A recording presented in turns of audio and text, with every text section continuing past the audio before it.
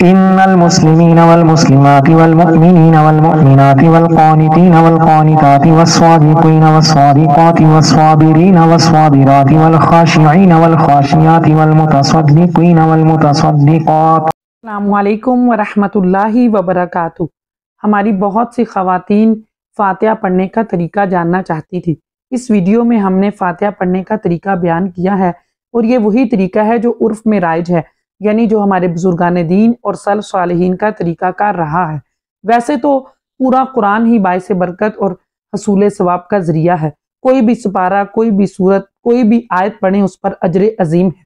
لیکن کچھ صورتیں اور آیات ایسی ہیں جن کی احادیث مبارکہ میں بہت زیادہ فضیلت وارد ہوئی ہے۔ جیسے سورہ فاتحہ کے بارے میں نبی کریم صلی اللہ علیہ وآلہ وسلم نے ارشاد فرمایا کہ یہ ہر مرض کے لیے دوا ہے۔ اسی طرح سورہ فاتحہ کو شافیہ، وافیہ، کافیہ بھی کہا جاتا ہے۔ نبی کریم صلی اللہ علیہ وآلہ وسلم نے سورہ کافرون کے بارے میں فرمایا کہ یہ قرآن کا چوتھائی حصہ ہے۔ سورہ اخلاص، قل هو اللہ احد کے بارے میں نبی کریم صلی اللہ علیہ وآلہ وسلم نے فرمایا یہ قرآن کا تہائی حصہ ہے۔ اسی طرح سورہ فلق اور ناس کے بارے میں حضرت عائشہ رضی اللہ تعالیٰ عنہ سے روایت ہے کہ رسول اللہ صلی اللہ علیہ وآلہ وسلم ہر رات جب بستر پر آرام فرماتے تو اپنی دونوں ہتھیلیوں کو ملا کر قل هو اللہ احد، قل اعوذ برب الفلق اور قل اعوذ برب الناس پڑھ کر ان پر پھونکتے، اور پھر دونوں ہتھیلیوں کو جہاں تک ممکن ہوتا اپنے جسم پر پھیرتے تھے۔ پہلے سر اور چہرے پر ہاتھ پھیرتے اور پھر بدن کے سامنے یعنی آگے والے حصے پر۔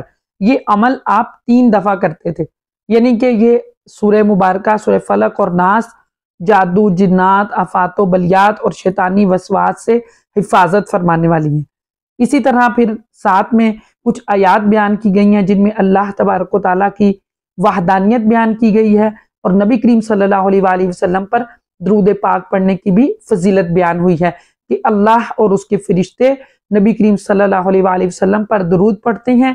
اے ایمان والو، تم بھی ان پر خوب درود و سلام بھیجا کرو۔ اگر آپ اس طرح سے فاتحہ پڑھیں گی تو اللہ تبارک و تعالیٰ بزرگان دین کی نسبت سے آپ کو زیادہ برکت اور اجر و ثواب عطا فرمائے گا۔ اللہ تعالیٰ ہمیں اپنے مرحومین کو دعاؤں میں یاد رکھنے کی اور ان کے لیے اصالِ ثواب کرنے کی توفیق عطا فرمائے۔ اعوذ باللہ من الشیطان الرجیم، بسم اللہ الرحمن الرحیم۔ قل یا ایہا الکافرون لا اعبد ما تعبدون ولا انتم عابدون ما اعبد ولا انا عابد ما عبدتم ولا انتم عابدون ما اعبد لکم دینکم ولی دین۔ بسم اللہ الرحمن الرحیم۔ قل هو اللہ احد اللہ الصمد لم یلد ولم یولد ولم یکن له کفوا احد۔ بسم اللہ الرحمن الرحیم۔ قل هو اللہ احد اللہ الصمد لم یلد ولم یولد ولم یکن له کفوا احد۔ بسم اللہ الرحمن الرحیم۔ قل هو اللہ احد اللہ الصمد لم یلد ولم یولد ولم یکن له کفوا احد۔ بسم اللہ الرحمن الرحیم۔ قل اعوذ برب الفلق من شر ما خلق ومن شر غاسق اذا وقب ومن شر النفاثات في العقد ومن شر حاسد اذا حسد۔ بسم اللہ الرحمن الرحیم۔ قل اعوذ برب الناس ملک الناس الہ الناس من شر الوسواس الخناس الذي يوسوس في صدور الناس من الجنة والناس۔ بسم الله الرحمن الرحيم الحمد لله رب العالمين الرحمن الرحيم مالك يوم الدين إياك نعبد وإياك نستعين اهدنا الصراط المستقيم صراط الذين أنعمت عليهم غير المغضوب عليهم ولا الضالين آمين.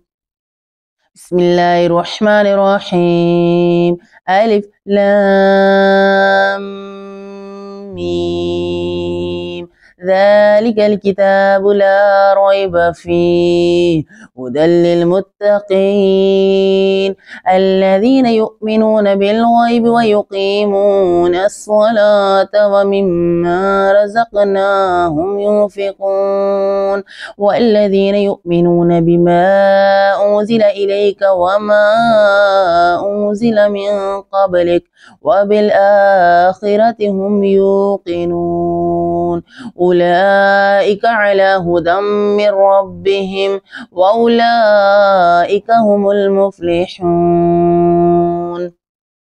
وإلهكم إله واحد لا إله إلا هو الرحمن الرحيم إن رحمة الله قريب من المحسنين وما أرسلناك إلا رحمة للعالمين ما كان محمد أبا أحد من رجالكم ولكن رسول الله وخاتم النبيين وكان الله بكل شيء عليما إن الله وملائكته يصلون على النبي يا أيها الذين آمنوا صلوا عليه وسلموا تسليما اللهم صل على سيدنا محمد وعلى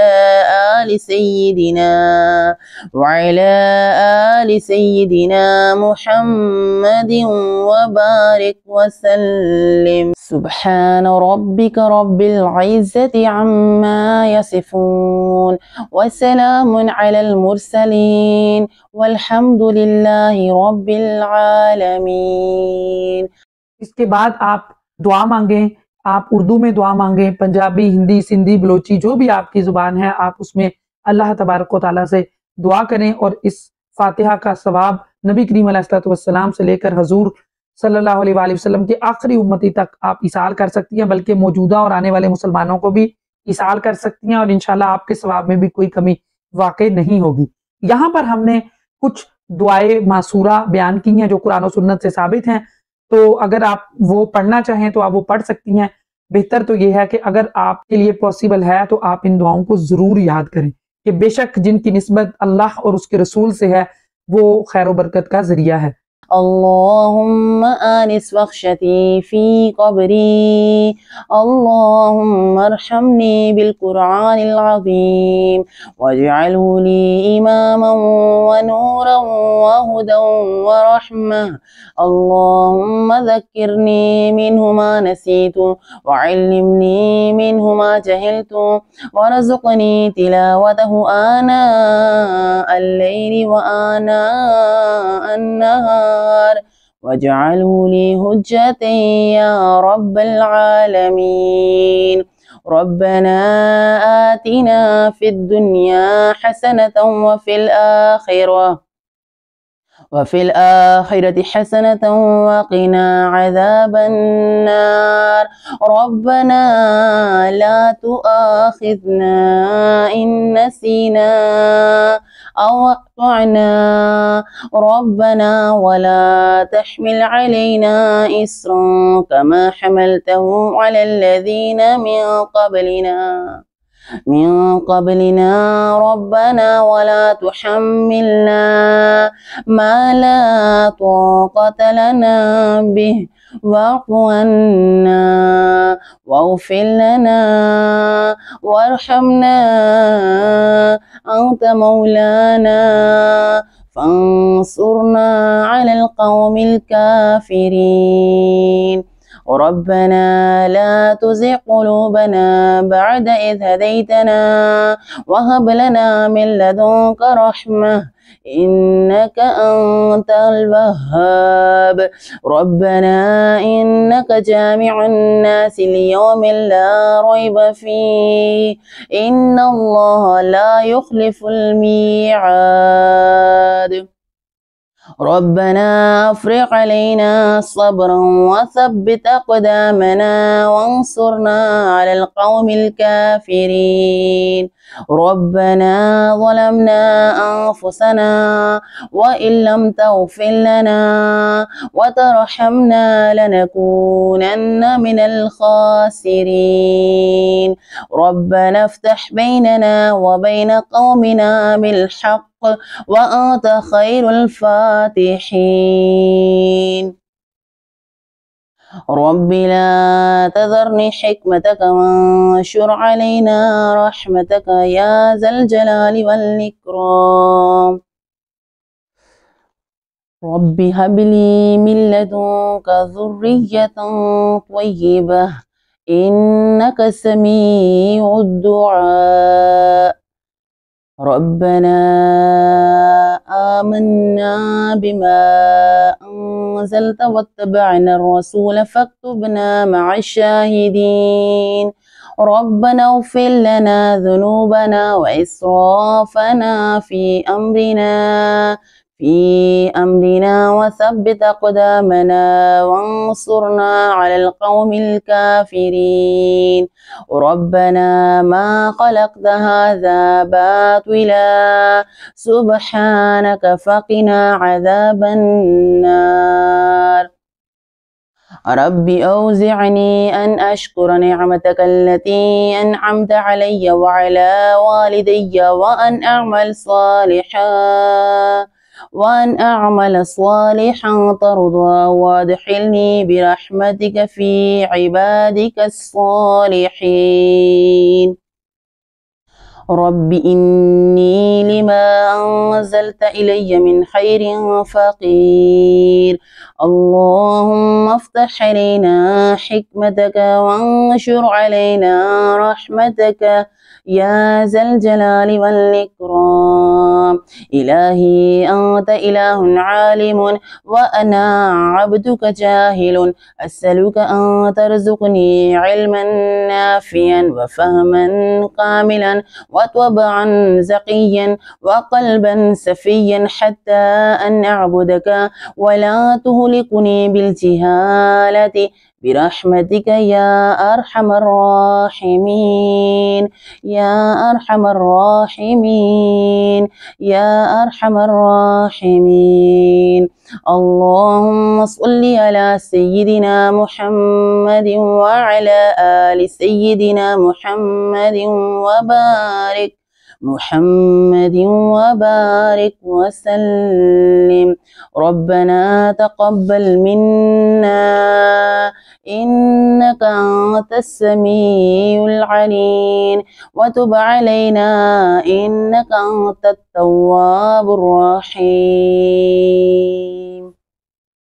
अल्लाह तबारक व तआला से दुआ है कि वो हमें दुनिया और आखिरत की भलाइयाँ अता फरमाए। आखिर दावाना अनिल हम्दुलिल्लाहि रब्बिल आलमीन।